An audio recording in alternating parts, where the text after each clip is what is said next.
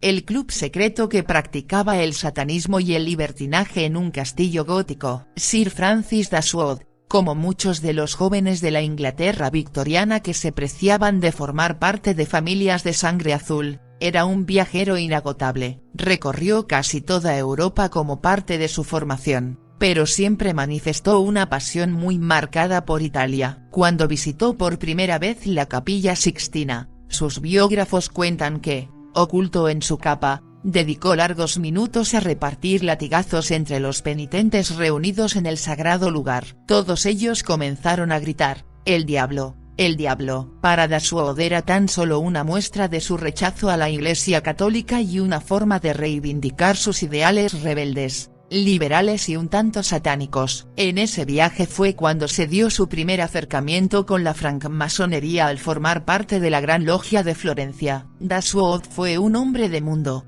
rodeado de amigos poderosos en la política, la banca y el mundo del arte. Ocupó cargos importantes en la administración pública de Inglaterra. Además era un notable amante de las fiestas, la música, comida, bebida y las mujeres en grandes cantidades, además del arte y las culturas grecolatinas. Todo un personaje con notables influencias que tenía acceso a prácticamente lo que quería. Vivía cerca del río Támesis, en Buckinghamshire, en una mansión inmensa de West Wycombe, rodeado de lujos y sirvientes que le cumplían cualquier mandato las 24 horas del día. En ella celebraba reuniones con sus notables amistades y miembros de logias masónicas en las que sus vicios afloraban permanentemente. Sin embargo, tenía en mente la creación de un selecto grupo secreto en el cual pudiera dialogarse de manera libre acerca de temas políticos y filosóficos de manera exclusiva, conformado por elegantes e influyentes caballeros de la alta sociedad inglesa. Es así que encontró el lugar ideal para llevar a cabo estos encuentros: la abadía de Medmenham, cuyos dueños eran miembros de la familia Duffield, y que se hallaba a unos 5 kilómetros de distancia de su mansión. Los Duffield accedieron a rentarle la propiedad, erigida alrededor del 1200 por una congregación de monjes cistercienses. El lugar era perfecto en todos los sentidos, alejado de las miradas de curiosos y con una atmósfera de misticismo, gracias a su aire medieval, que encantó a Sir Francis. Este hizo trasladar hasta la propiedad un buen número de estatuas de dioses paganos y decoró los muros con frases burlescas como: penitento, non penitenti, un pene tieso, no penitencia. En la puerta de recepción hizo grabar la siguiente leyenda: «Faice que voudras, haz lo que quieras», la cual más tarde adoptaría el mago Aleister Crowley como frase personal. El lugar quedó listo para recibir a los invitados de Dashwood y comenzar las reuniones del nuevo Elfire Club. A partir de este momento es donde nacen los mitos y leyendas en torno a las oscuras actividades de este siniestro culto, donde sus miembros arriban a la abadía a bordo de pequeñas embarcaciones, vestidos de monjes, portando velas en las manos y entonando cánticos gregorianos. Sir Francis oficia sus reuniones y disertaciones filosóficas sobre un atrio, vestido de negro, atacando con fiereza al catolicismo del que él y sus amigos son notables enemigos. Se dice que los banquetes con que culminaban las reuniones no solo contenían deliciosos platillos y exquisitas bebidas, sino mujeres dispuestas a satisfacer los apetitos sexuales de los miembros del Club del Fuego del Infierno, entre los cuales se hallaba también Benjamin Franklin. Las mujeres eran también usadas como parte de las misas negras a las que se entregaban los caballeros de este grupo. A pesar de la clandestinidad en que se llevaban a cabo estas reuniones, algunos vecinos y mirones se hicieron eco de lo que ocurría dentro de la abadía de Medmenham y comenzaron a denunciar la desaparición de muchachas y gritos que provenían del interior del lugar. La justicia no hizo nada por investigar, quizá debido a las influencias del presidente del recién nacido club.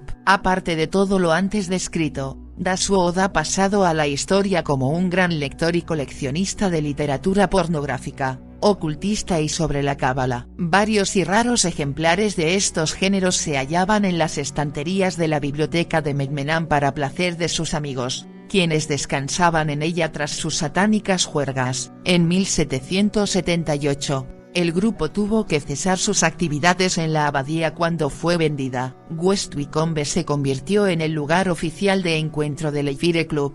Lejos de que las actividades se tornaran menos intensas por estar en la residencia personal de Dashwood, estas siguieron llenas de paganismo. Los jardines de su residencia estaban adornados con setos recortados en forma de figuras eróticas, templos en honor a Baco y el Sol, además de pasadizos que conectaban el exterior de la mansión con las habitaciones del interior. Las reuniones de carácter masónico, los ritos paganos y dionisíacos en honor a deidades como Venus, Baco y Júpiter llenaban los rincones, habitaciones y jardines de Westwicombe. Tras la muerte de Dashwood el 11 de diciembre de 1781, la leyenda del club, sus actividades y la vida de su fundador comenzaron a cobrar tintes demoníacos, aderezados por los libros Brujería y Magia Negra, del reverendo Montague Summers y de El Fire Club, escrito por Daniel P. Mannix. Fue sobre todo la novela Thistle, or the Adventures of a Guinea,